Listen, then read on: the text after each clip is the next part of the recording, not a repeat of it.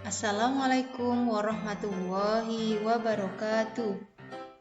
Selamat bertemu kembali dengan Ustazah Ida dalam pembelajaran tematik. Kali ini kita belajar masuk ke tema 2, persatuan dalam perbedaan, subtema 1, rukun dalam perbedaan, pembelajaran 3 dan 4. Anak-anakku semua, bagaimana kabar kalian hari ini? Alhamdulillah semuanya sehat. Baiklah, untuk memulai pembelajaran kali ini, kita awali dengan melafalkan basmalah bersama-sama. Bismillahirrahmanirrahim. Muatan pelajaran dan materi yang akan kita pelajari hari ini ada IPA, cara tumbuhan melindungi diri, bahasa Indonesia, menuliskan informasi penting suatu teks dalam bentuk peta pikiran, mengidentifikasi informasi penting suatu teks, dan PPKN, nilai-nilai persatuan dalam perbedaan di lingkungan sekolah. Pada pembelajaran tema 1, kalian sudah belajar selamatkan makhluk hidup, kalian sudah belajar mengenai berbagai macam tumbuhan dan hewan. Untuk kali ini, kita akan belajar masuk ke tema 2. Dalam Quran Surat An-Nahl ayat 11, menyebutkan dia menumbuhkan bagi kamu dengan air hujan itu tanam-tanaman zaitun, korma, anggur, dan segala macam buah-buahan. Sesungguhnya pada yang demikian itu benar-benar ada tanda kekuasaan Allah bagi kaum yang memikirkan.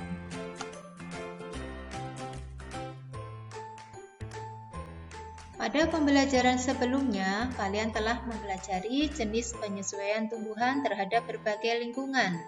Selain untuk penyesuaian diri, beberapa jenis tumbuhan memiliki ciri khusus sebagai perlindungan diri dari pemangsa. Tumbuhan tidak dapat bergerak atau berpindah tempat jika ada pemangsa yang datang. Hal ini berbeda dengan hewan yang bisa berlari jika ada pemangsa yang datang. Oleh karena itu, tumbuhan melakukan beberapa penyesuaian diri untuk melindungi diri dari pemangsa. Berikut ini beberapa contoh penyesuaian diri yang dilakukan tumbuhan untuk melindungi diri.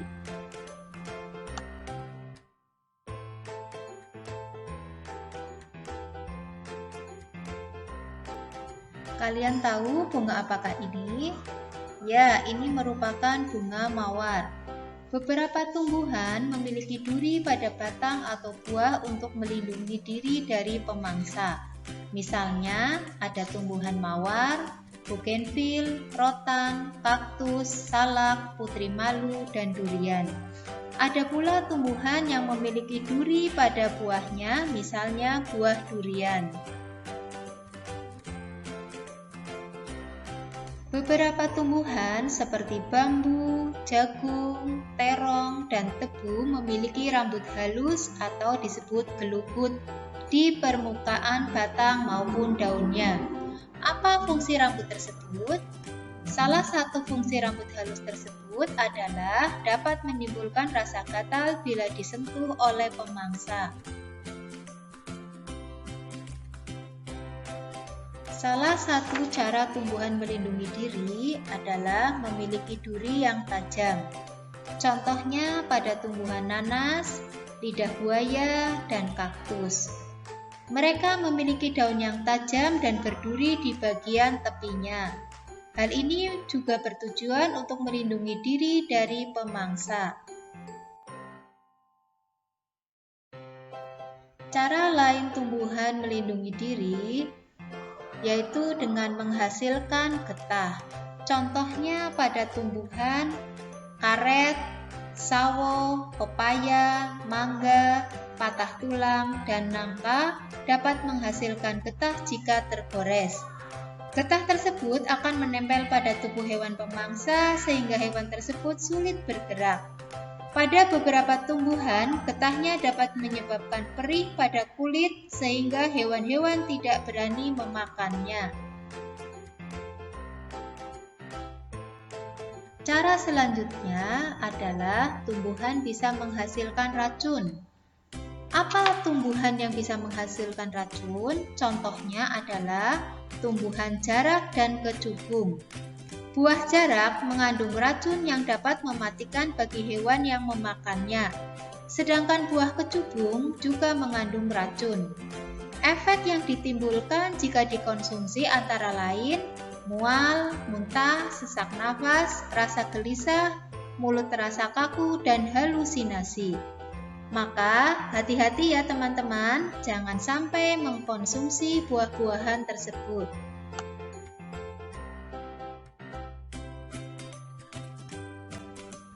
Ayo teman-teman, kita mengulang kembali, mengingat kembali bagaimana cara menuliskan informasi penting suatu teks dalam bentuk peta pikiran. Suatu teks memiliki informasi penting. Informasi penting tersebut dapat kita temukan dengan membaca teks secara utuh. Kita juga dapat menemukan informasi penting menggunakan kata tanya apa, di mana, kapan, siapa, mengapa, dan bagaimana. Kalian masih ingat apa singkatan kata tanya tersebut? Ya, singkatannya adalah Adik Simba. Dengan membuat pertanyaan menggunakan kata tanya dan mencari jawaban dari pertanyaan tersebut, kita akan lebih mudah menemukan informasi penting. Sekarang, ayo belajar mengidentifikasi informasi penting tersebut menggunakan kata tanya apa, siapa, di mana, kapan, mengapa, dan bagaimana. Ayo ingat kembali kegunaan setiap kata tanya tersebut.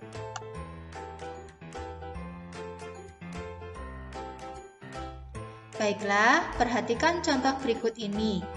Peristiwa proklamasi kemerdekaan Indonesia terjadi pada tanggal 17 Agustus 1945. Informasi pada kalimat tersebut berupa waktu terjadinya suatu peristiwa. Oleh karena itu, kata tanya yang tepat adalah kapan. Jadi, kalimat tanya yang tepat adalah kapan terjadinya peristiwa proklamasi kemerdekaan Indonesia.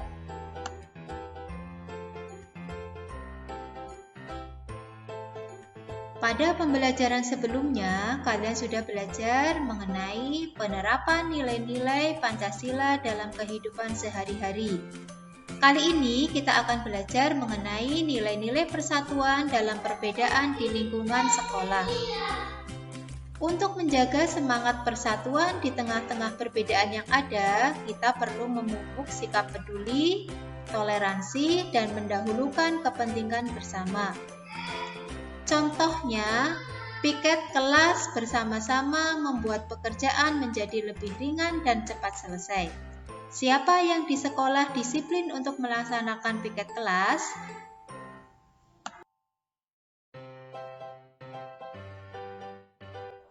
Apa manfaat yang diperoleh jika kita menerapkan nilai-nilai persatuan dalam perbedaan di sekolah? Ayo kita simak bersama-sama. Manfaatnya adalah 1. Dapat saling membantu jika ada pelajaran yang tidak dimengerti. Kalian bisa saling bertanya kepada temannya. 2. Suasana belajar di kelas menjadi nyaman karena ada sikap saling menghormati. Kemudian yang ketiga, persahabatan semakin erat. Dan yang keempat, membangun kekompakan. Alhamdulillah, pembelajaran hari ini telah selesai. Sampai bertemu kembali pada pembelajaran berikutnya. Kita akhiri dengan membaca hamdalah bersama-sama. Alhamdulillahirabbil alamin. Wassalamualaikum warahmatullahi wabarakatuh.